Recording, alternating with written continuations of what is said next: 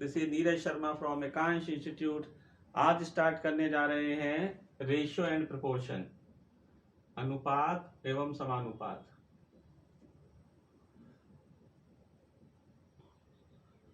आज शुरू करने जा रहे हैं अनुपात और समानुपात।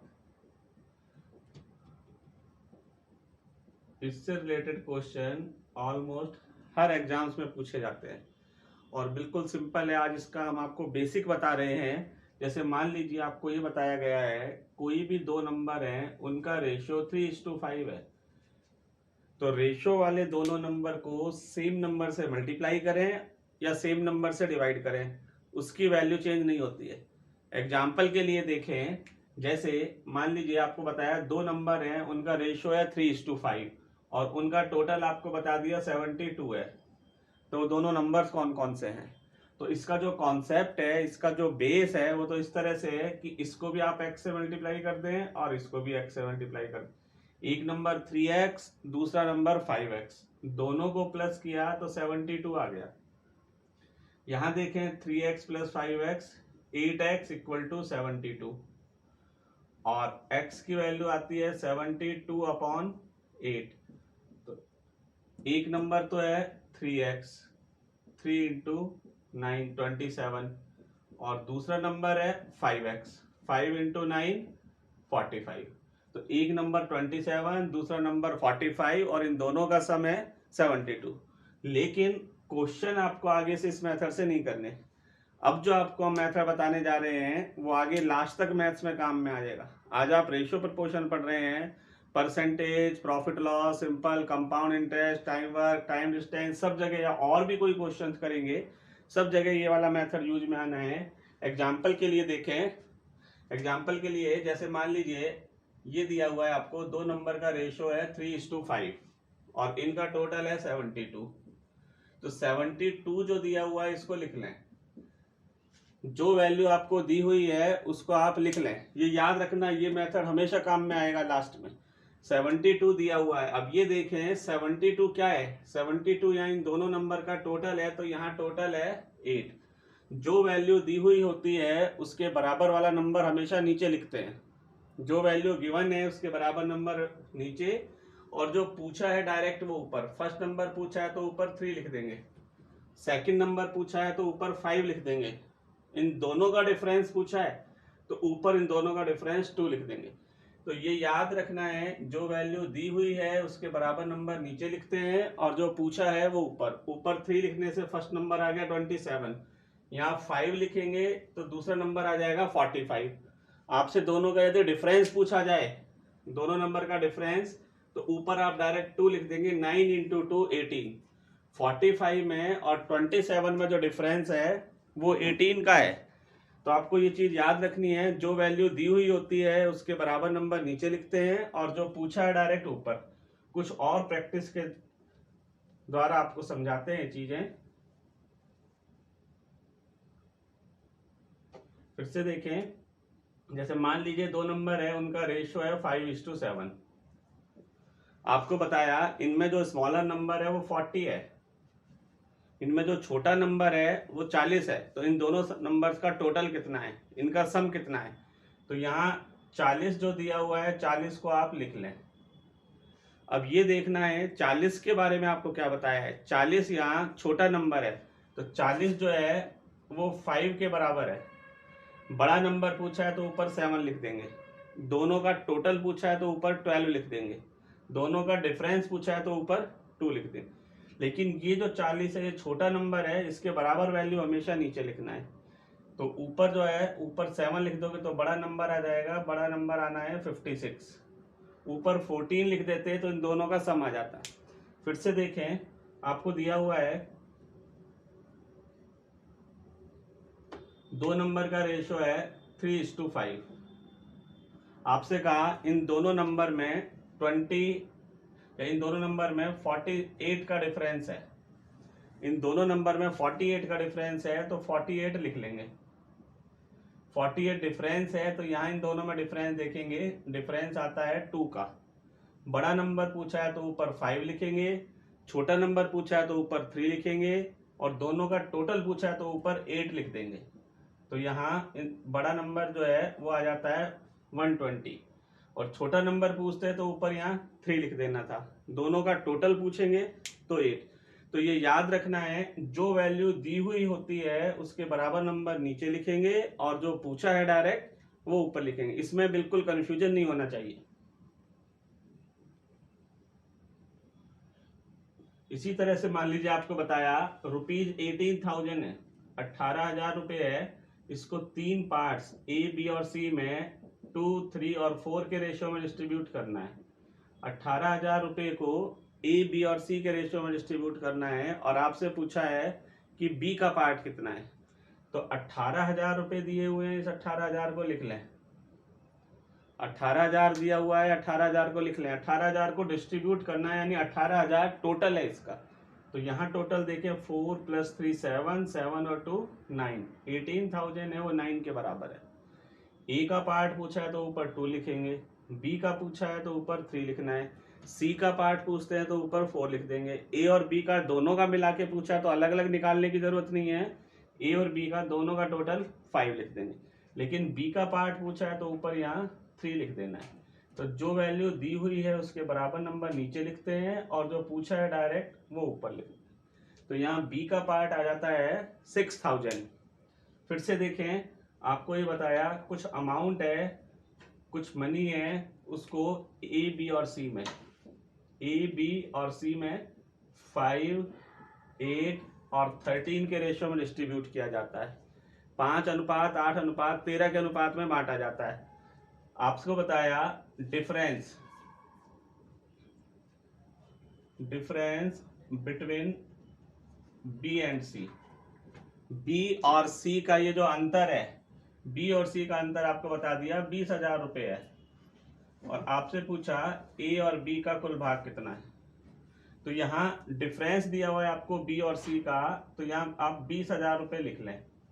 और आपको बताया जो वैल्यू दी हुई होती है उसके बराबर नंबर नीचे लिखेंगे। 20,000 बी और सी का डिफरेंस है, तो इस बार बी और सी का डिफरेंस 5 नीचे लिख दिया। आपसे पूछा क्या है, ए और बी का टोटल, तो यहाँ ए और बी का टोटल करके लिखेंगे, ऊपर आ जाता है 13। तो इसको सॉल्व किया तो ये आ जाता है 52,000 रुपये। ए और बी का भाग मिला के है 52,000 रुपये। तो जो वैल्यू दी हुई होती है उसके बराबर नंबर नीचे लिखेंगे, और जो पूछा है वो डायरेक्ट ऊपर लिखना है। अब इसमें कुछ और आगे बताते हैं आपको। जैसे मान लीजिए कभी आपको ये दिया हुआ है कि ए का तो डबल, ए का तो दुगना, और बी का तिगुना, बी का 3 टाइम्स, ये दोनों आपस में इक्वल हैं, और आपसे कहा ए और बी का रेशो बताइए। तो ये नहीं है कहीं आप ए और बी का रेशो 2:3 लिख दें। 2:3 लिख देंगे तो ये गलत हो जाएगा। यहाँ ए और बी का रेशो आएगा 3/2। कभी इस तरह से दिया हुआ है 2a = 3b, तो ए और बी का रेशो आएगा 3/2। क्रॉस मल्टीप्लाई करके चेक कर लिया करें। वज्र गुणा करोगे तो 2a = 3b। फिर से देखें, मान लीजिए आपको ऐसे दिया हुआ है 5x = 6y, और आपसे पूछा x और y का रेशो क्या आएगा। तो x और y का रेशो यहाँ आना है 6:5, ना कि 5:6। लेकिन मान लीजिए इसी कोई और आगे एक्सटेंड कर दें, 2a = 3b = 4c। अब a b और c का रेशो क्या आएगा, अब a b और c का रेशो आएगा इस टाइम 1/2, 1/3 और 1/4। और इसको कैसे सॉल्व करते हैं, एलसीएम के थ्रू। एलसीएम आ गया 12, तो 6, 4 और 3।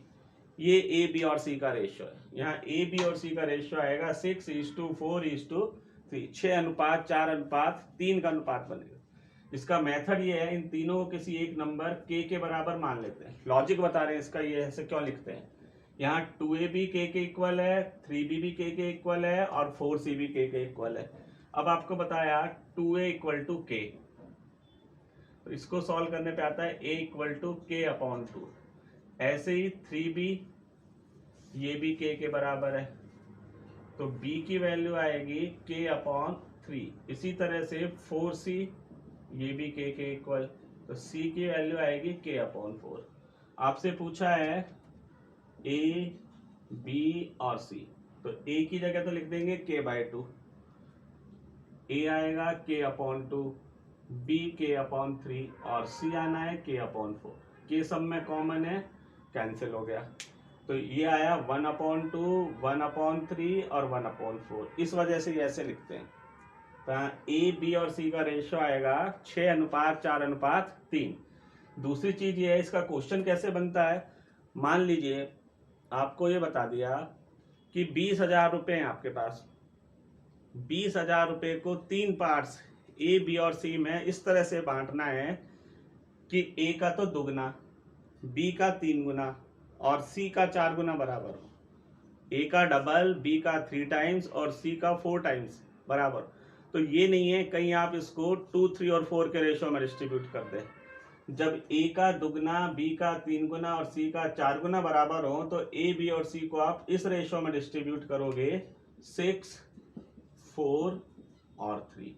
जब 6, 4 और 3 के रेशियो में डिस्ट्रीब्यूट करोगे तब इसका दुगना, इसका 3 गुना और इसका 4 गुना बराबर होंगे। देखो इसका डबल करो 12, इसका 3 टाइम्स 12 और इसका 4 टाइम्स 12।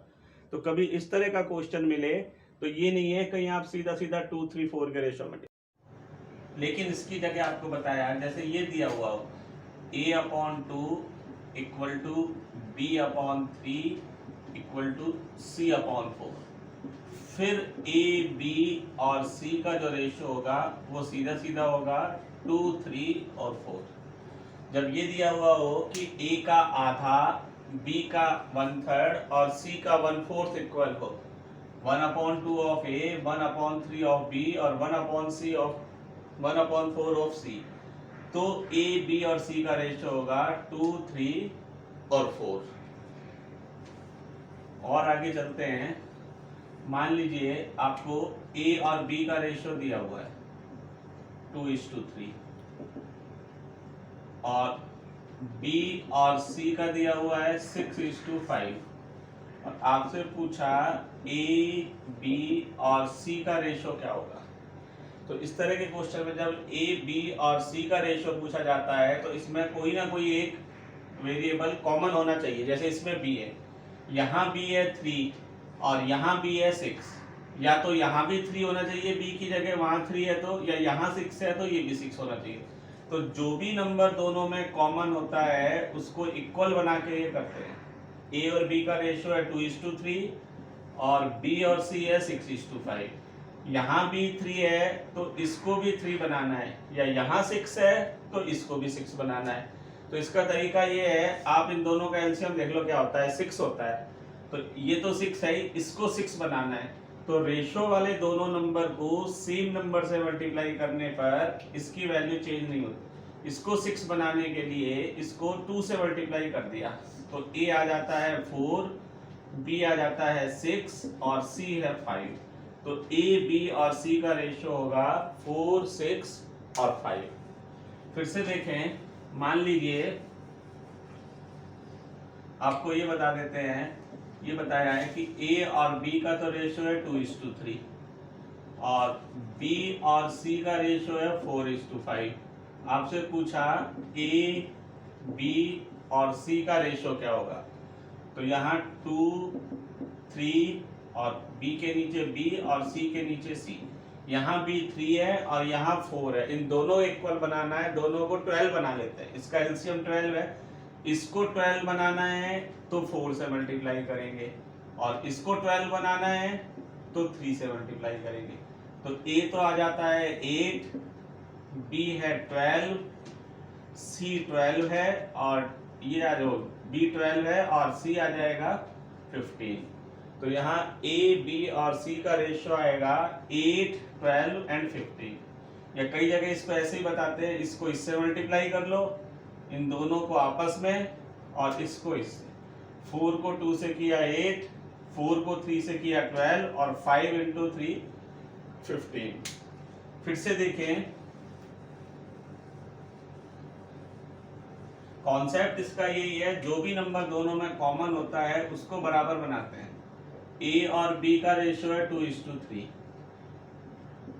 ए और सी है मान लीजिए 3:5। आपसे पूछा ए बी और सी कितना होगा, तो ए के नीचे ए लिखेंगे और बी के नीचे बी लिख लिया है। अब फिर ए के नीचे ए लिखना है, ए 3 है और सी की जगह है 5, एक जगह ए 2 है और एक जगह 3 है, तो दोनों को 6 बना लेते हैं। इनका एलसीएम से इसको 6 बनाना है तो 3 से मल्टीप्लाई करेंगे और इसको 6 बनाना है तो 2 से मल्टीप्लाई कर देंगे। तो ए तो आ गया 6, चाहे इधर देख लें चाहे इधर। बी आएगा 9 और सी आता है 10। तो ए बी और सी का रेशियो होगा 6, 9 और 10 का। फिर से देखें, मान लीजिए आपको ये रेशियो दिया हुआ है, ए का बी से दिया हुआ है 2:2, मान लीजिए 5, और बी और सी दिया हुआ है 3:4, और आपसे पूछा ए और सी का रेशियो क्या होगा। तो ए और सी का रेशियो निकालने के लिए यहाँ दो मेथड है। एक तो वही है जो आपको बताया था अभी, ए बी और सी का बताएंगे। ए का तो है 2, 5, 3 और 4, तो इसको तो ये 6, ये 15 और ये आ गया 20। तो ए और सी यहां से देखते हैं, ए और सी निकालने के लिए 6 और 20, या फिर 2 से डिवाइड किया 3 और 10 का रेशियो आ जाता है ए और सी का। एक मेथड तो इसका ये है, लेकिन ये नहीं है कहीं आप यहाँ से ए और यहाँ से सी लिख के 2:4। दूसरा ए अपॉन सी डायरेक्ट निकालने का तरीका है A upon B into B upon सी।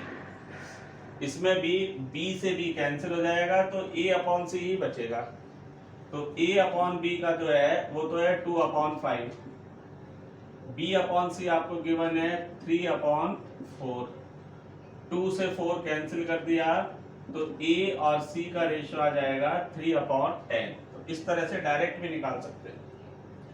कई बार क्या होता है, जैसे ए का बी से रेशियो दे दिया, बी का सी से दिया और सी का डी से दे दिया, और आपसे केवल फर्स्ट और लास्ट पूछा है ए अपॉन डी, तो इसमें यही करेंगे A upon B into B upon C into C upon D.